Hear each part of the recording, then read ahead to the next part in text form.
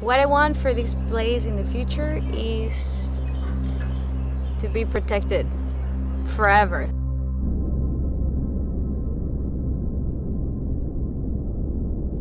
My name is Antoine. I'm a director and photographer with a big interest in wildlife and marine life. And this adventure was definitely one of the best experiences I lived with animals.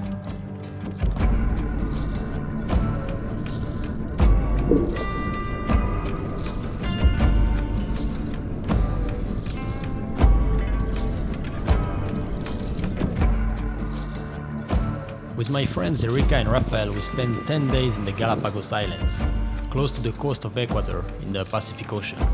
We wanted to show the beauty and uniqueness of this place, but also how fragile this paradise is, and how important it is to preserve Galápagos. On our journey, we met scientists who fight every day for the preservation of marine life. In here you have 90% of all the animals around the world in just one single place. You can go to any place in the islands and you can for sure swim with sea turtles, guarantee. That means that the Galapagos is still in good shape in terms of environment.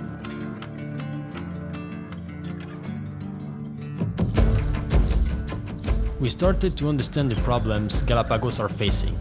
Even if the islands look healthy and pristine, the Galapagos ecosystem is in danger. We were in one of the most pristine areas in the islands. We were in Marchena and Pinta. No tourism, nobody goes, no fishermen, nobody. The only people around were us, and because we have a special permit as a scientist to go there. And you saw it. You saw how full of trash, how full of plastic mainly was some of those islands. And you are like, how come? I mean, how come? It's apocalyptic. Actually, the Galapagos was the first place in South America that banned single-use plastics. Where is this garbage coming from? It's really hard to see all this plastic on the beach. The plastic doesn't come from here. Even if they try hard, the people of Galapagos don't have control over their own environment. Because that means that that blue we can see today here is full of plastic. Galapagos is a witness of how bad is the entire planet, because if this pollution arrived to the Galapagos, it means that the entire planet is affected now.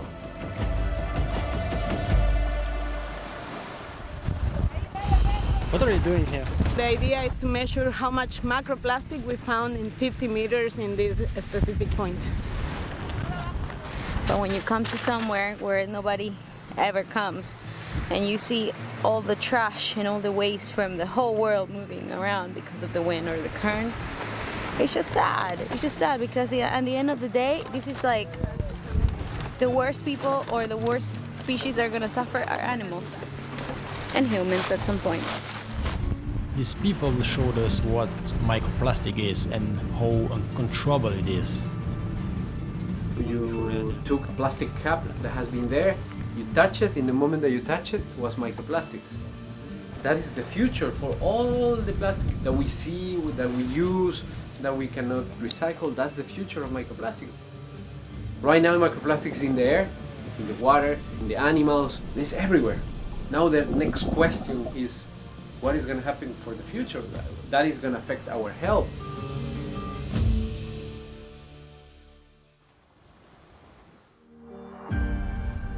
During our trip, we also jumped on a mission to these two remote and completely pristine islands in the north. We're trying to look for the area where we can catch the sea turtle. It's an easy job, but you need to have patience. So it's a nice day, so I have patience. The goal was to catch sea turtles, which is actually not that easy. First, we needed to bring the turtles on board to collect important scientific data. For example, the scientists needed to understand the feeding patterns of the young turtles. And then, by extrapolation, the scientists can access how many turtles ingest pieces of plastic, or how many die in abandoned fishing nets. In order to fight ocean plastic, we need to know how big the problem already is.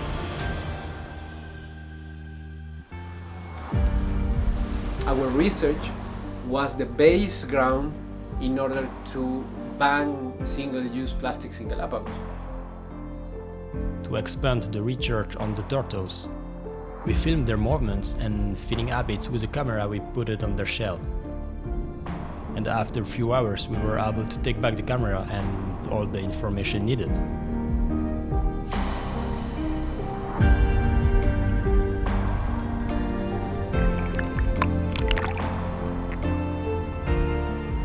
Suddenly we encountered this young sea lion who was entangled in a fishing net on the beach. This happens a lot because many industrial fishing stuff are left abandoned and become dangerous traps for marine life. But luckily we were able to free these young sea lions.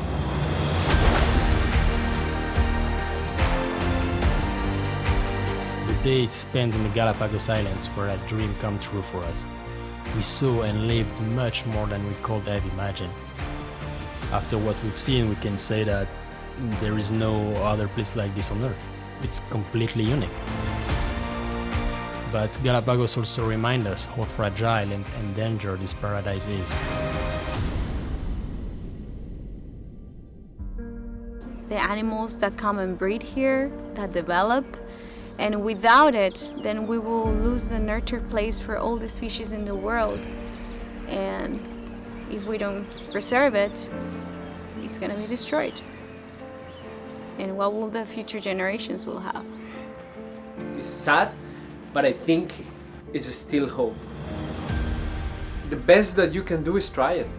If you see an item in the supermarket that is wrapped in plastic and you can choose an item that is not wrapped in plastic, do it. No matter if you are the perfect vegan, plastic-free person, because that is impossible. But at least you try it. Imagine 7 billion people trying, it's gonna make the difference.